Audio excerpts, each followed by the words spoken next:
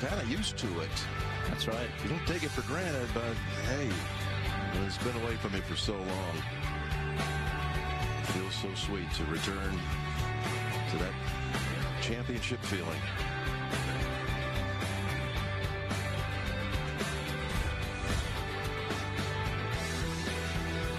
First win in almost 850 days.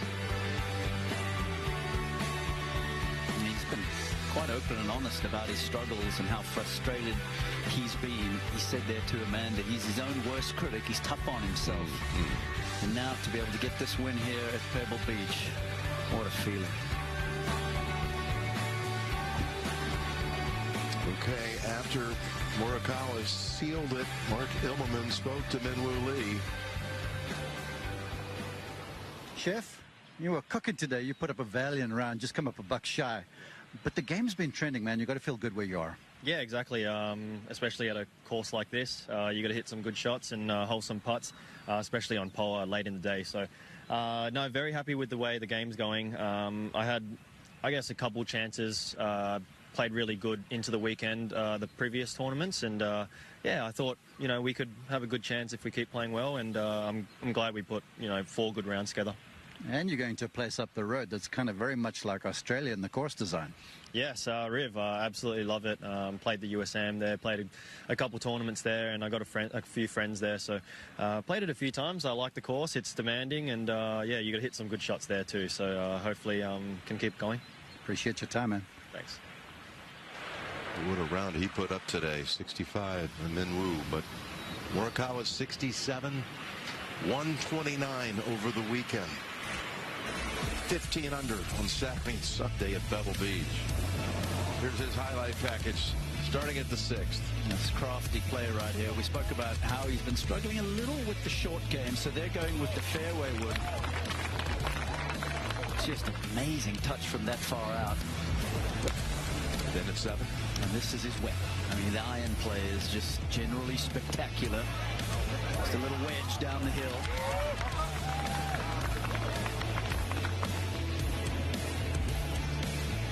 At 11, finds another one. Yeah, this putt to me was a great sign. It went in with such conviction up the hill there. 15, this was such a pivotal point in this tournament. That was actually his longest make of the week from 30 feet. Into 16 with a dart. Yeah, laid back off the tee, had just shy of 180 here. That is 10 out of 10. 16 for birdie. Tee shot at 17 got away from him, but he was able to kind of manage the damage. Gave up 1, and after an interminable wait, and the 18th, his second shot was soaring with the jet stream and finished in great shape. Cozied it up close. No stress over that one. Nope. I mean, in these blustery conditions, to birdie half the holes over the weekend is remarkable. How do you do that?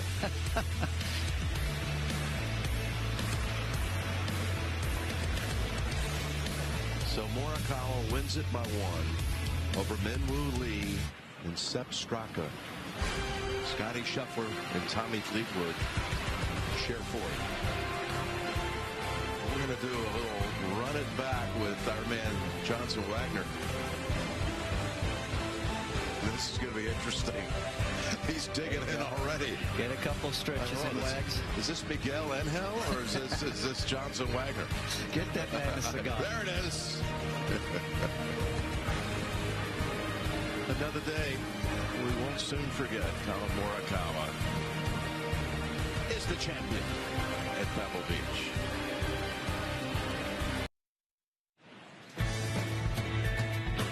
You remember this not that long ago. Jacob Bridgman at the 18th. Long and left on the rocks. And the ball finds the ocean. Somehow he made a 6 on this hole. We're going to now go live to that exact location. Our man Johnson Wagner's ready to play it back. That I am, Jim, down here in the location where Jacob Bridgman hit his shot from just a few minutes ago. And yesterday I really wanted to get on the beach back when Jordan Spieth hit that miraculous second. So today I'm getting my wish. And now this is really grainy, pebbly beach right here. I wonder where they got the name from. And it is so far beneath the level of the surface. This is so much harder than, if you guys remember, PGA West left of 16. This is on a whole new level, some 60 yards away. So I got my trusty 50 degree, and I'm just going to try to blast it as hard as I can. The key here is not to hit it off the rocks and go in the water and cause Morikawa a little bit of a backup. Oh, baby, do it. That could be good. I don't know where that is, but that could be good. Yeah, it just went a little bit long, but it's right on line. Beautiful shot. You almost flew it into the hole, Wax. You did. That was impressive. Well, maybe Bridgman used a 56 instead of a 50, but I've got a little experience with long bunker shots. Look how you played this. I know, ball first. I tell you what, Jacob would have taken that right there. That bogey on the last cost him $182,000. Good job here, Johnson. I mean, we've had you hitting off cart paths and now off a beach with a 50-foot rise. Are we ever going to give him a simple shot? Seriously. No, you're not. Now, part 2 of this, as we go to commercial. Can you begin the exit from the beach? We want to get a glimpse of this. All right, the exit. I can do the exit. Can you do this? You got 30 seconds to get back up top. Please be careful. Seriously. I don't like this. We should have got a harness on him, I'm not sure we should have asked him to do this.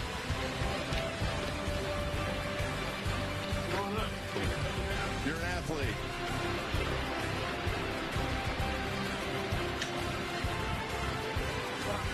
And look at your result when you get up there. What do you think?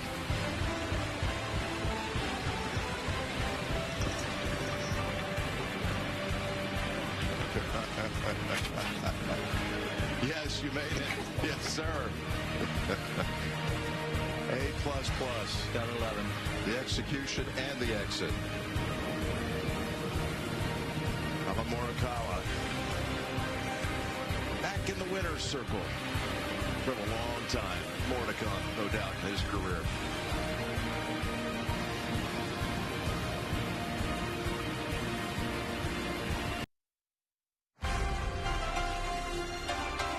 The AT&T Pebble Beach Pro-Am is sponsored by Second Swing. Trade in and upgrade today at secondswing.com.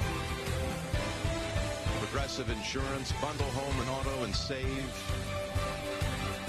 And by AT&T, connecting changes everything. You see the recent champions of the AT&T Pebble Beach Pro-Am. It started with Daniel Berger. Remember that eagle he made here? And then the next 4 winners of this event have all been major champions. Justin Rose, Wyndham Clark, Rory last year, Morikawa today.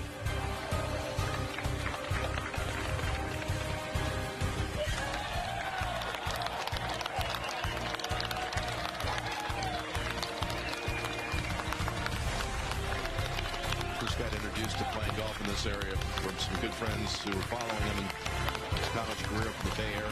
Jeff Yang, George Roberts, brought him down here. Introduced us some golf at nearby Cypress Point.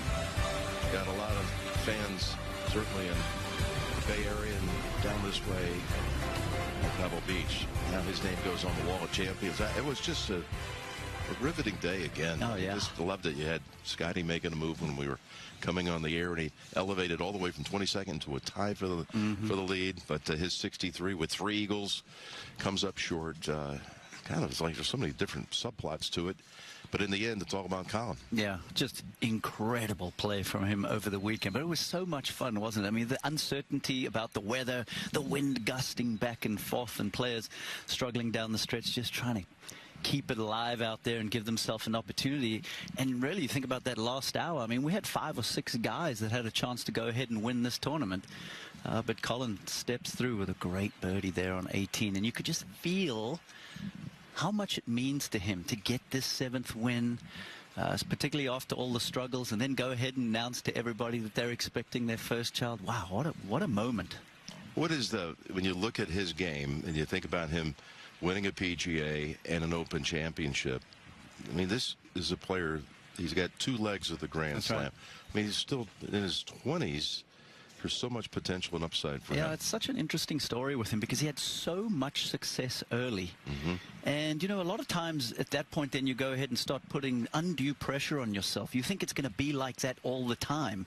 But, you know, people like ourselves that have been around the sport for a long time, doesn't matter how good you are, you're always going to have these peaks and valleys. And admittedly, he hasn't been playing his best stuff, and he's been searching a little bit. So for him to come away with this win at such an iconic venue, I mean, this is one he's going to remember, and who knows what it spurs him on to from here. Of course, we get to see him in the field next week at the Genesis down at Riviera, and all the top players with it being a signature event next week, hosted by Tiger. But who's walking away today disappointed in the end that just didn't fall their way? I think there's a host of guys. I mean, Batia yesterday through 9 holes in round 3 had a 5-shot lead, and then just kind of threw it into neutral and didn't really do much. I think about Jacob Bridgman. He was an outright leader at one point today and made 2 bogeys in his last 3 holes. Sam Burns kind of threw it away a little bit towards the end and then decided to hit an iron off of the 18th tee. So like I touched on there were a whole host of guys that had an opportunity to step up and take this. And if you think back to when they were on the 15th, I said, Colin needs to go ahead and make a birdie here at 15 and take control of this tournament. And it's exactly what he did. Yeah, 30-foot putt at the 15th was so key. Second, tied for the lowest score by a winner in the history. They've been 22 under par. Victory number 7. Went back and looked at his first win in Tahoe. I think this was a lot more emotional for him, no doubt. So sweet as it gets for the Morikawas and their victory today. If you weren't here to see it at the top, what Scotty Scheffler did today was amazing. Starting with a birdie at the first. Yeah, it was 8 behind at the start. And then his second into the par 5. Just an ideal way to get this round going. Birdie at 1, eagle at 2. All of a sudden everybody's going, has he got a chance to win this? Well, this certainly made you give that a thought. Eagle attempt at 6. Second eagle of the round through 6 holes, and then at 10.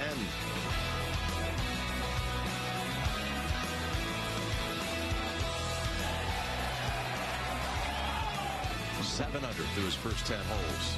These are nice length putts that he's making. That at 14 for birdie.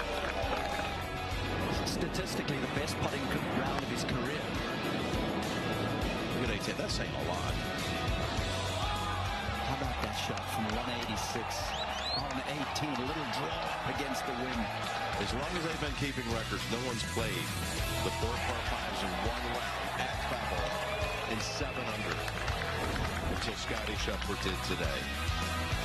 Yeah, 150 feet 9 inches worth of putts, holes, personal best. He'll be in the field next week at Riviera.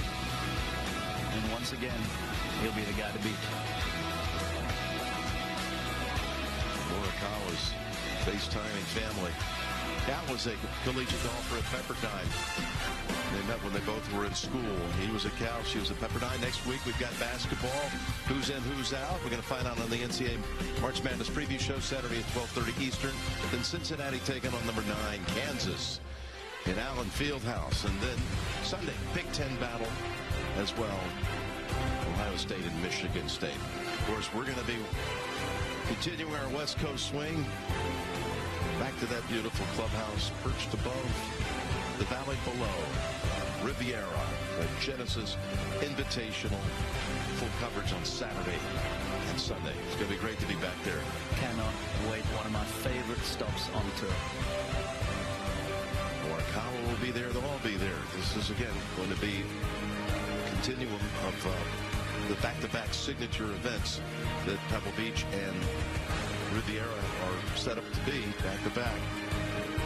Tonight on CBS begins with 60 Minutes.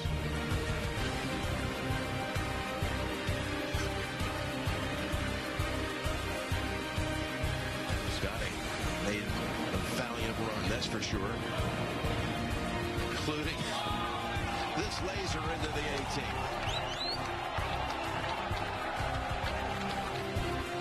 But this man was undaunted. He had to wait it out for a while. He knew what he wanted, and he got it.